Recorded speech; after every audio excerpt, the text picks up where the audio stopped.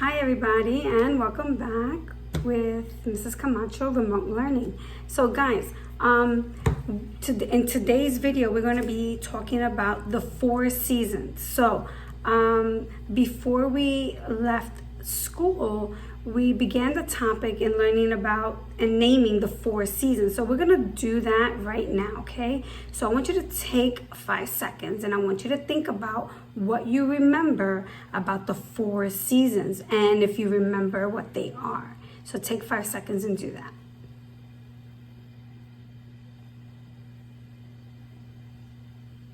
Okay, so if you said winter, spring, summer, and fall, you were correct. So I want you to say those with me just one more time, okay? Let's say the 4 seasons together. Winter, spring, summer, fall. Excellent. So the last time we spoke, we were discussing the 4 seasons and naming characteristics within each season. We're going to get into that in our new lesson for today, but I just want to recap on what we've learned. So what I'm going to do is I'm going to focus the camera onto my computer screen and I will be showing you the images as we go along and I do the read aloud, okay? So here we go.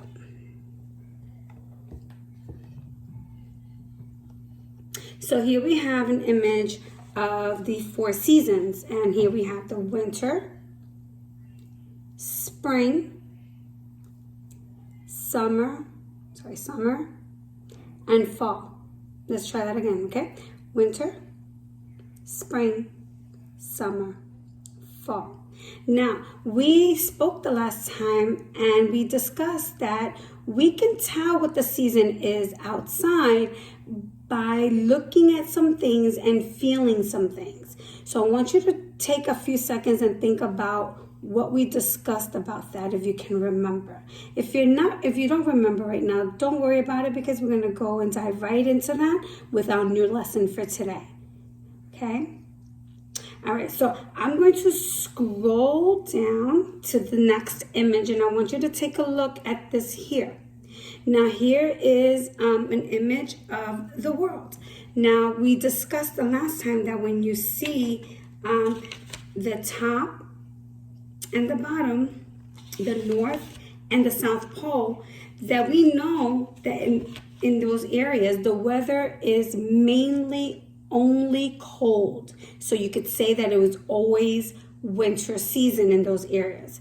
And if you look at the middle region here of the map, you'll see that it's red, indicating that in this area, it is always very hot, and the only thing that changes in this area is the amount of rainfall.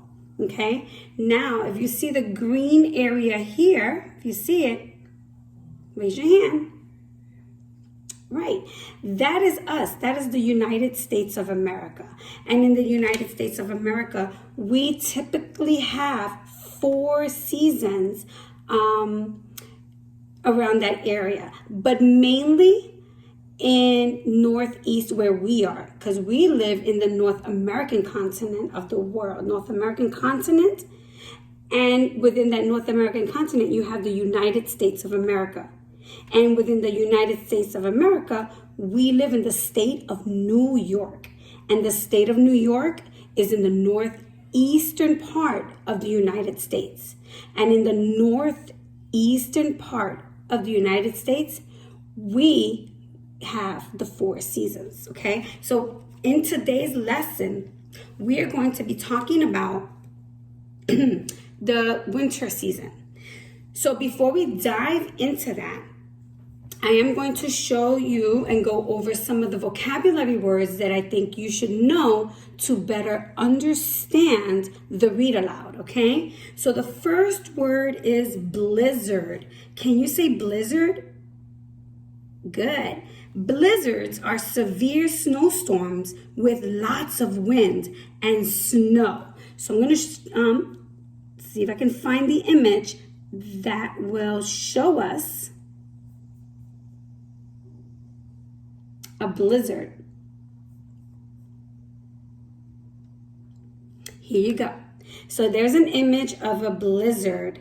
And we often stay indoors during blizzards because of the many of the cold weather and the severe visibility that will cause us to be able to travel around, okay? So the next word I want you to repeat after me is cautiously. Can we say the word cautiously? Good. That means to carefully avoid danger or risk. So I'm going to show you a sign that says be cautious. That's telling you to be very careful. Look, for example, I cautiously looked for cars in both directions before I crossed the street. The next word is freezing point. Can we say freezing point? Now let's see if I can find the image for that. There you go. So freezing point is the temperature at which a liquid will turn into a solid. So for example, water turns to ice at its freezing point of 32 degrees Fahrenheit. So parents, what you can do is go back and have the kids repeat after you or repeat after me the definitions of these vocabulary words, okay?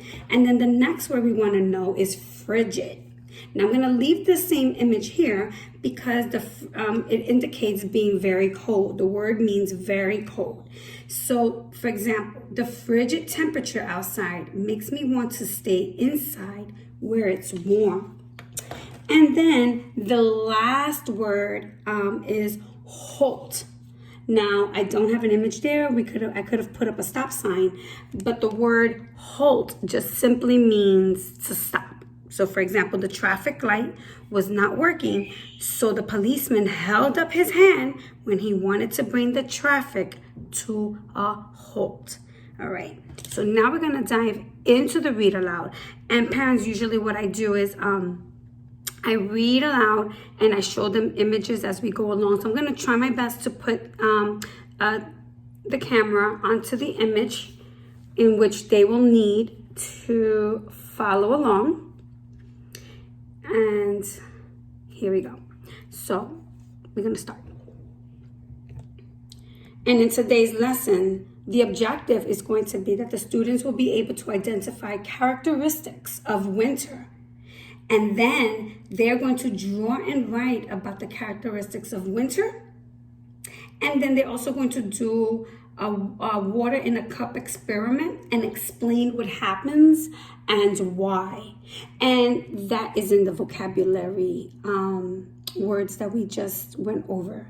Okay, so let's move it along.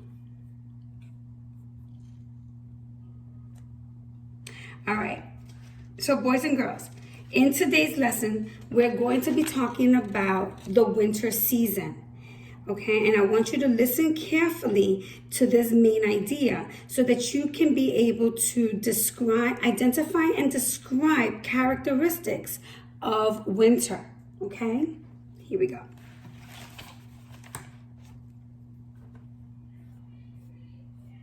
I'm gonna scroll down to the image.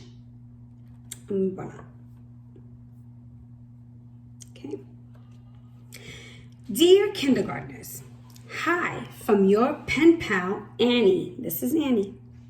In my last letter, I told you about the 4 seasons that occur in many parts of the United States. Winter, spring, summer, and autumn, which is another word for fall. Today, I'm going to tell you about winter. What kind of things do you think of when I say winter? Snowmen, icicles? I'll tell you what I think of. Cold. Winter is the coldest season of the year and in most of the United States. The shortest day of the year is on December 21st. It marks the beginning of winter. Winter also includes the months of January and February.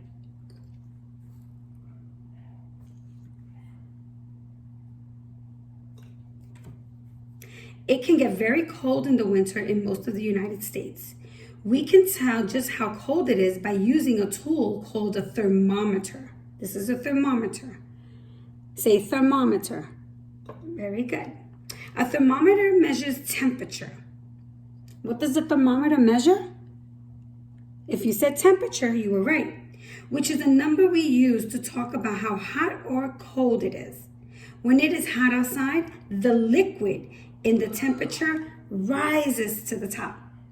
When it's cold outside, the liquid in the thermometer stays down near at the bottom.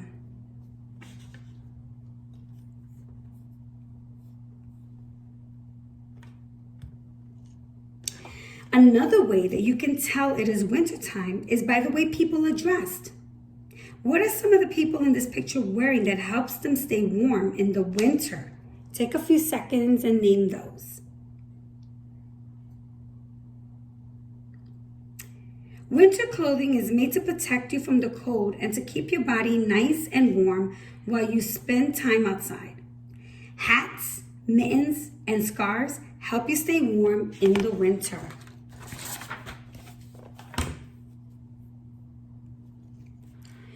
It is usually cold during the winter here where I live in Washington, D.C. Sometimes it even gets cold enough to snow. I wish it would snow every day, but the temperature must fall below freezing point, 32 degrees Fahrenheit, in order for it to snow. If the air between the clouds and the ground is below the freezing point, then instead of rain, snowflakes will probably fall. Some years, Washington, D.C. gets heavy snowstorms known as blizzards. That brings the city to a traffic to a halt and forces the schools to close. There are other years when it only snows once or twice. This means that some winters are colder and snowier than others in Washington, D.C. What is it like during winter where you live? Does it ever snow? When it snows, everyone works together to clear the snow. People use snow shovels to shovel snow off walkways so that others do not slip and get hurt.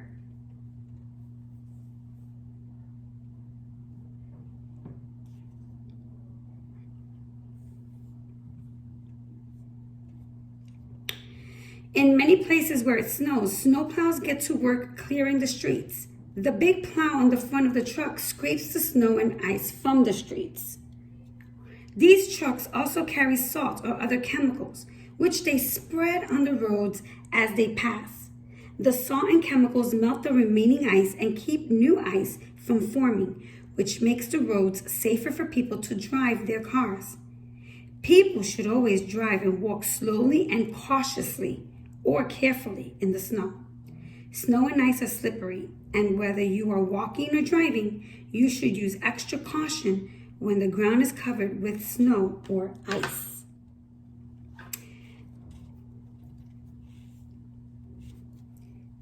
I always cheer up when it starts to snow because I love to play in the snow. I like to build snowmen and have snowball fights with my friends.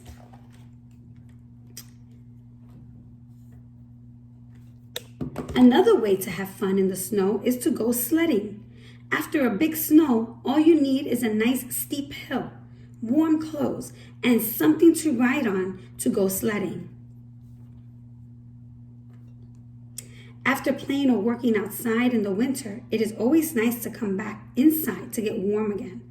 Some homes have fireplaces where people light logs on fire to help warm the house. I love reading a good book by the warm fire. In places where it stays really cold in the winter, people also use gas furnaces and electric heaters to help keep the air inside their homes nice and warm. Of course, having a few extra blankets on the bed is always a good idea on those frigid winter nights. Winter is also a time when some people from different religions celebrate holidays like Christmas. A Christian holiday comes on December 25th. Hanukkah, a Jewish holiday, also falls around this time, as does Kwanzaa, a week-long holiday celebrated by some African Americans. To celebrate these and other holidays in wintertime, sometimes people string colorful lights around their homes and neighborhoods. You should see Washington, D.C. during the holiday season. All of the lights make it look so magical.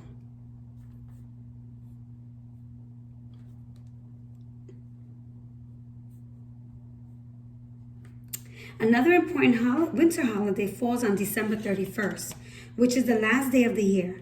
This day is called New Year's Eve. January 1st, the day after December 31st, marks the beginning of a new year. January 1st is called New Year's Day. On New Year's Day, many people make resolutions or lists of things they would like to do better in the new year.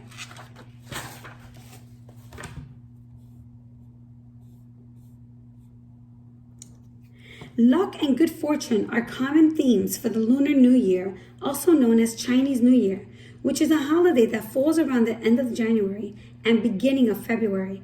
The color red, thought to be a sign of good fortune and happiness, is color chosen to wear during the festivities. Homes are decorated with red paper cut into designs, and happy wishes written on red paper are also hung throughout the house. Children often receive red envelopes with money tucked inside. The people who receive these envelopes are also supposed to receive good fortune in the new year. Feasting on fish, pork, poultry, tangerines, oranges, dumplings, and special cakes. Families gather to wish each other good luck. There are so many fun things to do during the winter. What's your favorite part of the winter?